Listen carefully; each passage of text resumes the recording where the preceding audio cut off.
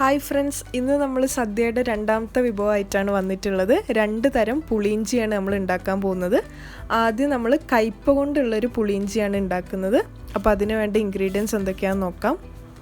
പുളി, കയ്പ, ഉള്ളി, ഇഞ്ചി, പച്ചമുളക്, മുളക് പൊടി, കാശ്മീരി മുളക് പൊടി, കൊറിയാണ്ടർ പൗഡർ, മഞ്ഞൾപ്പൊടി, പഞ്ചസാര, കടുക്, കുരുമുളക് പൊടി, കരിവേപ്പില.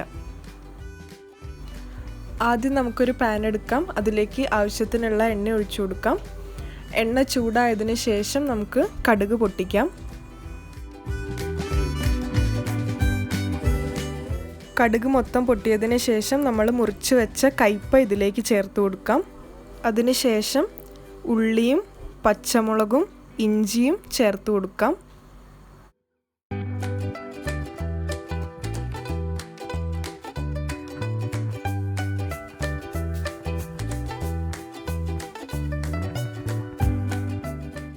ഇനി ഇതിലേക്ക് ആവശ്യത്തിനുള്ള ഉപ്പും കൂടെ ചേർത്തതിന് ശേഷം നന്നായിട്ട് ഇത് കുക്ക് ചെയ്തെടുക്കാം.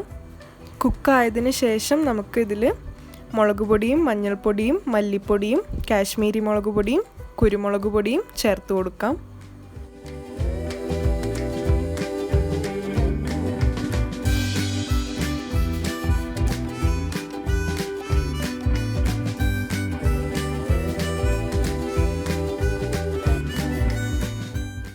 പൊടികളുടെ ഒക്കെ പച്ചമണം മാറിയതിന് ശേഷം നമുക്കിതിലേക്ക് പുളിവെള്ളം ഒഴിച്ചു കൊടുക്കാം.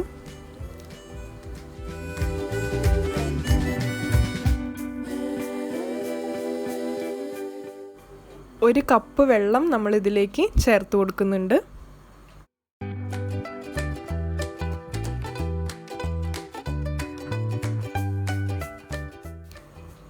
ഇനി നമുക്കിതിലേക്ക് പഞ്ചസാര ചേർത്ത് കൊടുക്കണം.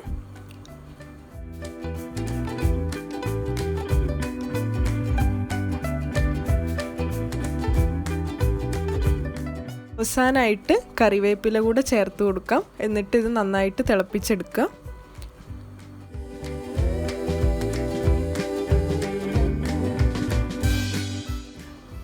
കറി നന്നായിട്ട് തിളച്ചിട്ടുണ്ട്. ഇനി നമുക്ക് ഗ്യാസ് ഓഫ് ചെയ്യാം. അപ്പോൾ നമ്മുടെ കയ്പ കൊണ്ടുള്ള പുളി ഇപ്പോൾ റെഡി ആയിട്ടുണ്ട്. നമ്മൾ അടുത്തത് ഉണ്ടാക്കാൻ പോകുന്നത് സാധാരണ പുളിയിഞ്ചിയാണ്. അപ്പോൾ അതിന് വേണ്ട ഇൻഗ്രീഡിയൻസ് എന്തൊക്കെയാണെന്ന് നോക്കാം. ശർക്കര, അരി, ഉലുവ, ജീരകം, പച്ചമുളക്, കടുക്, ചുവന്ന മുളക്, പുളി, മുളക് പൊടി, മഞ്ഞൾപ്പൊടി, ഇഞ്ചി, വെളുത്തുള്ളി, ചെറിയുള്ളി, കറിവേപ്പില, ആവശ്യത്തിന് ഉപ്പ്. ആദ്യം നമുക്കൊരു പാൻ എടുക്കാം. അതിലേക്ക് അരിയും ഉലുവയും ജീരകവും ഇട്ടിട്ട് നന്നായിട്ട് വറുത്തെടുക്കാം.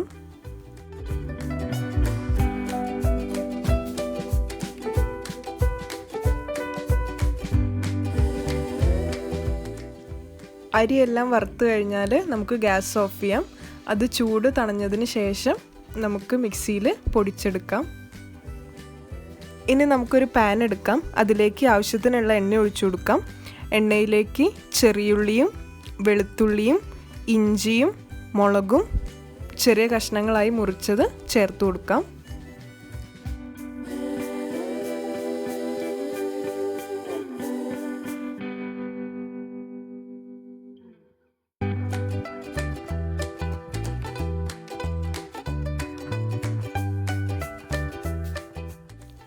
വെജിറ്റബിൾസ് ഒക്കെ നന്നായിട്ട് കുക്കായാൽ നമുക്ക് ഗ്യാസ് ഓഫ് ചെയ്തിട്ട് അത് മാറ്റി വെക്കാം. അതിനുശേഷം ഒരു മൺചട്ടി എടുക്കാം. അതിലേക്ക് നമുക്ക് 2 കപ്പ് പുളിവെള്ളം ഒഴിച്ചു കൊടുക്കാം. ഇനി ഇതിലേക്ക് 1/2 കപ്പ് വെള്ളം ചേർത്ത് കൊടുക്കാം.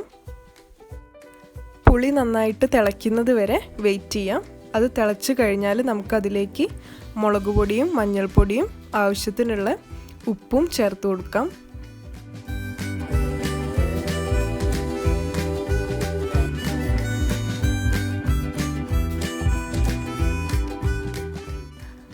നമ്മൾ മുന്നേ കുക്ക് ചെയ്ത് വെച്ച വെജിറ്റബിൾസ് ഇനി ഇതിലേക്ക് ചേർത്ത് കൊടുക്കാം.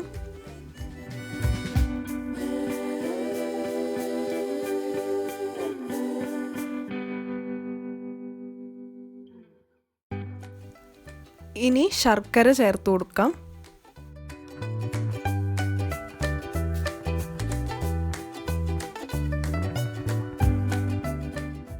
നമ്മൾ ആദ്യം പൊടിച്ച് വെച്ചത് ഇനി ഒരു ടേബിൾ സ്പൂൺ ചേർത്ത് കൊടുക്കാം.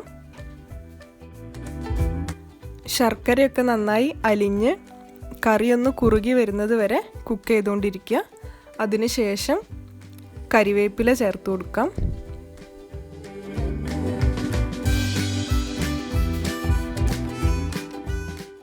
അപ്പോൾ നമ്മുടെ പുളി റെഡി ആയിട്ടുണ്ട്. ഇനി നമുക്കിത് വറവിടാനായിട്ട് പാനിൽ കുറച്ച് എണ്ണ ഒഴിക്കാം. അതിലേക്ക് കടുക് പൊട്ടിച്ചതിന് ശേഷം ചുവന്ന മുളക് ഇട്ടിട്ട് നന്നായിട്ട് വറുത്തെടുക്കാം.